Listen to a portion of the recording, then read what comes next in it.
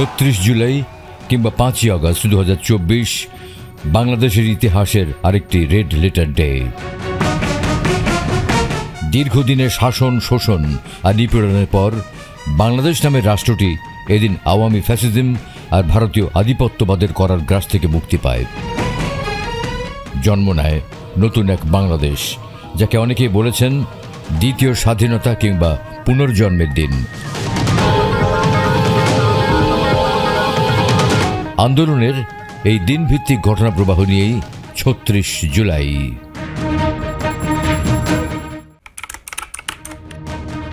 গত দেড় যুগে তৎকালীন স্বৈরাচারী সরকারের প্রধানমন্ত্রী শেখ হাসিনার নির্লজ্জ ফ্যাসিজম, বেহায়াপনা প্রকাশ পেত বিদেশ ফেরত সংবাদ সম্মেলনগুলোতে, যেখানে পূর্ব নির্বাচিত সাংবাদিকরা এত বেশি মাত্রায় তোষামত করতেন যে সেই সব শেষ পর্যন্ত সংবাদ সম্মেলন না হয়ে সংসম্মেলনে পরিণত হয়েছিল। এই সংবাদ সম্মেলন আবার বাধ্যতামূলকভাবে একযোগে সম্প্রচারের জন্য সকল টিভি চ্যানেলে চিঠি দেওয়া হতো।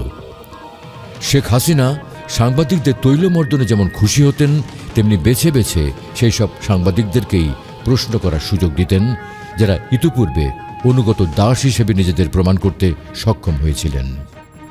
কোটা সংস্কার আন্দোলনের মধ্যেই ফ্যাসিস্ট শেখ হাসিনার চীন সফর নিয়ে ১৪ জুলাই একটি সংবাদ সম্মেলন করা হয়, যেখানে প্রভাস আমিন ও ফারজানা রূপার প্রশংসাসূচক প্রশ্নের সূত্র ধরে শেখ হাসিনা আন্দোলনরত শিক্ষার্থীদের রাজাকারের নাতিপুতি হিসেবে মন্তব্য করেন। মুক্তিযোদ্ধাদের নাতিপুতিরাও পাবে না, তাহলে কি রাজাকারের নাতিপুতিরা পাবে? সেটা আমার প্রশ্ন, দেশবাসীর কাছে প্রশ্ন, যে রাজাকারের নাতিপুতিরা সব কিছু পাবে, মুক্তিযোদ্ধারা পাবে না। শেখ হাসিনার এমন মন্তব্যে ক্ষুব্ধ হন শিক্ষার্থীরা। মধ্যরাতেই মিছিল বের করে ঢাকা বিশ্ববিদ্যালয়ের শিক্ষার্থীরা। বিক্ষোভ করেন জাহাঙ্গীরনগর, সিলেটের শাহজালাল ও চট্টগ্রাম বিশ্ববিদ্যালয়ের শিক্ষার্থীরাও। কোটা সংস্কারের দাবি এবং কোটা নিয়ে শেখ হাসিনার বক্তব্যের প্রতিবাদে ঢাকা বিশ্ববিদ্যালয়ের শিক্ষার্থীরা রাত ১১টার পর থেকে মিছিল নিয়ে রাজু ভাস্কর্যের পাদদেশে গিয়ে সমবেত হন। এ সময় স্লোগানে স্লোগানে মুখর হয়ে ওঠে টিএসসি এলাকা। এরপর ক্যাম্পাসে মশাল মিছিল করেন তারা।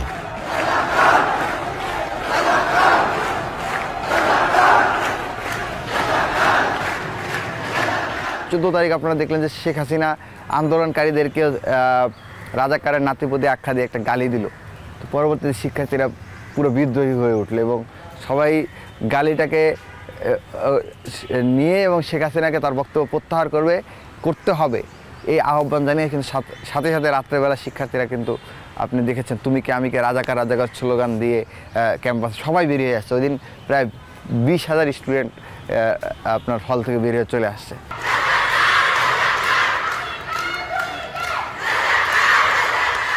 তখনকার সময়ের যে সবাই মিলে এই রাতের বেলা মানে টিএসসির রাজু ভাস্কর্যে চলে যাওয়া, তখনকার সময় আমার একটা রোল ছিল। সেই রোলটা হচ্ছে যে আমি খাইতে বসেছিলাম, আমার হাতে ভাত ছিল, সেই ভাত নিয়ে আমার মনে আছে ফেসবুকে দেখছিলাম যে জসীমউদ্দিন হল থেকে স্লোগান দিচ্ছে। স্লোগান শুনে আমরা সবাই বাইরে বের হয়ে আসি এবং ৪তলা থেকে আমি মিতু প্রথমে স্টার্ট করি যে তুমি কে আমি কে রাজাকার রাজাকার, ওই স্লোগানটা নিয়ে আমরা সবাই জাস্ট আধা ঘন্টার মধ্যে নিচে বের হয়ে পুরা বলা যায় যে মৈত্রী হলের সবাই একদম মানে ওইখানে চলে যাওয়া। ওই মোমেন্টটা আমার জন্য অনেক বেশি মানে কি বলে যে সারা জাগানোর মতো। ঢাকা বিশ্ববিদ্যালয়ের বিজয় ৭১ হলের শিক্ষার্থীরা রাতে প্রতিবাদ মিছিল বের করতে গেলে ছাত্রলীগের নেতাকর্মীদের বাধার সম্মুখীন হন।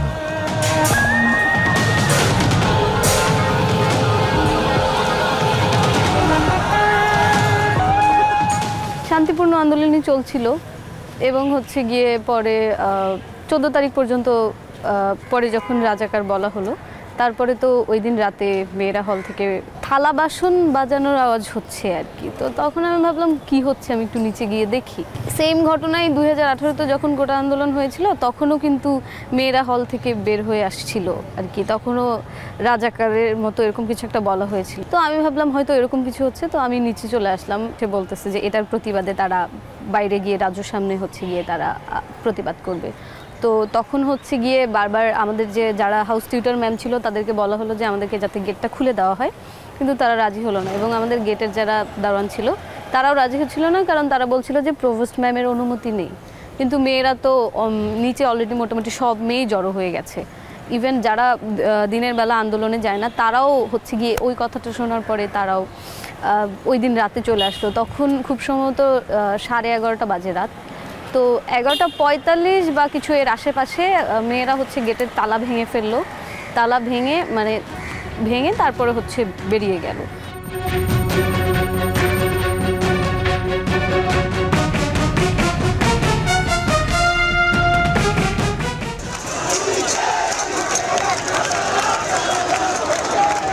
খবর পেয়ে সেখানে ছুটে যান বৈষম্য বিরোধী ছাত্র আন্দোলনের অন্যতম সমন্বয়ক আসিফ মাহমুদ সহ একদল শিক্ষার্থী।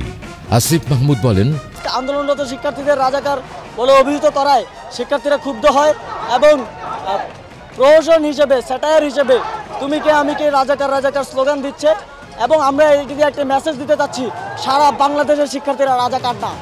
এ সময় ছাত্রলীগের মারধরের শিকার হন আসিফ মাহমুদ। বাংলাদেশের ইতিহাসে অন্যতম লজ্জাকর একটি ঘটনা ঘটেছিল, যেদিন আন্দোলনকারী শিক্ষার্থীদেরকে রাজাকারের বাচ্চা বলে গালি দেওয়া হয়েছিল। তারপরে আমরা ঢাকা বিশ্ববিদ্যালয়ের ছাত্রীরা ওই দিন রাতের বেলা 10:30টার পর আমরা হল ভেঙে আমরা বাইরে বেরিয়ে আসি, তাৎক্ষণিক প্রতিবাদ জানাই। তখন থেকে ওই 14 তারিখ রাত থেকেই শুরু হয়েছিল ছাত্রলীগের ধাওয়া। তারা বিভিন্ন মোড়ে অবস্থান নিচ্ছিল, এগিয়ে আসার চেষ্টা করছিল, কিন্তু ওই মুহূর্তে ছাত্র জনতা সেটা প্রতিহত করতে পারে। জগন্নাথ বিশ্ববিদ্যালয়েও হাজার খানেক শিক্ষার্থী রাতে বিক্ষোভ করেছেন।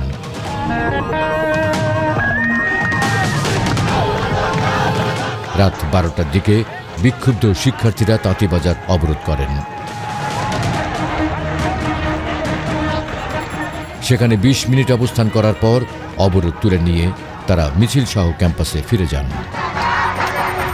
14 জুলাই খুনি হাসিনা আমাদের আন্দোলনটাকে রাজাকারের সাথে তুলনা করেছিল। আমরা যারা আন্দোলন করছিলাম তাদেরকে রাজাকারের নাতিপুতি হিসাবে তুলনা করেছিল। এর প্রতিবাদে ওই দিন রাতে এই ঢাকা বিশ্ববিদ্যালয়ের প্রতিটি হল থেকে, ছেলেদের হল এবং মেয়েদের হল থেকে মুক্তিকামী ছাত্র জনতা শিক্ষার্থীরা তারা রাস্তায় নেমেছিল এবং তারা খুনি হাসিনার যে ট্যাগিং, যে ফ্রেমিং রাজাকার, সেটার প্রতিবাদ জানিয়েছিল। এই যে প্রতিবাদ, তুমি কি আমি কে রাজাকার রাজাকার স্লোগানে ঢাকা বিশ্ববিদ্যালয়ে মুখরিত হওয়া, ওই দিনেই খুনি হাসিনার পুরো মসনদ কাঁপাকাঁপি শুরু হয়ে যায় এবং ওই দিন ছাত্রলীগের সন্ত্রাসীরা তারা বহিরাগত সন্ত্রাসীদেরকে ক্যাম্পাসে অস্ত্রশস্ত্র সহ প্রবেশ করায় এবং মুক্তিকামী শিক্ষার্থীদের উপর তারা হামলার জন্য প্রস্তুতি নেয়।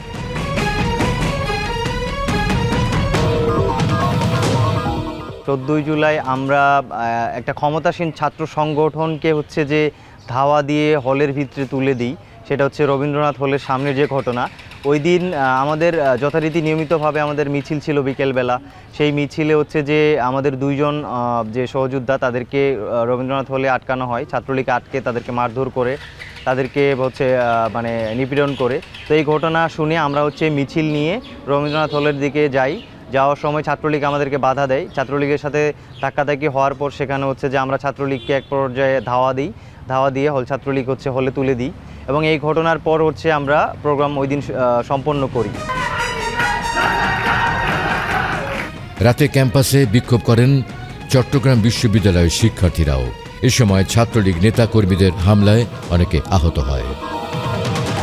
সমগ্র মেধাবী সমাজকে সে রাজাকারের নাতিপুতি বলে আখ্যায়িত দেওয়ার পরে সারা দেশ যেভাবে ক্ষোভে ফুঁসে ওঠে, সে রাতেই প্রত্যেকটা বিশ্ববিদ্যালয় ক্যাম্পাসে প্রত্যেকটা হল থেকে যেভাবে রাজাকার রাজাকার স্লোগান মুখরিত হয়, তাই ধারাবাহিক চট্টগ্রাম বিশ্ববিদ্যালয় 14 জুলাই রাতে 0 পয়েন্টে আমাদের রাত 11টায় আমাদের বিক্ষোভ মিছিল ছিল।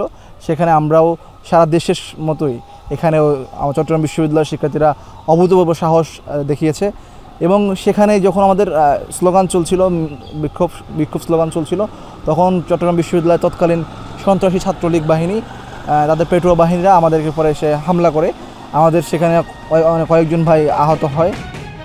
এদিকে পূর্ব ঘোষণা অনুযায়ী জাতীয় সংসদে জরুরি অধিবেশন ডেকে সরকারি চাকরির সব গ্রেডের কোটা যৌক্তিক সংস্কারের দাবিতে সরকারকে 24 ঘন্টার সময় বেঁধে দিয়ে রাষ্ট্রপতির কাছে স্মারকলিপি প্রদান করে বৈষম্য বিরোধী ছাত্র আন্দোলন। নির্ধারিত সময়ের মধ্যে দৃশ্যমান পদক্ষেপ না হলে আরও কঠোর কর্মসূচি দেওয়ার হুঁশিয়ারি দেওয়া হয়। গণপদযাত্রা করে রাষ্ট্রপতিকে স্মারকলিপি দেওয়ার পর আন্দোলনকারীরা এই হুঁশিয়ারি দেন।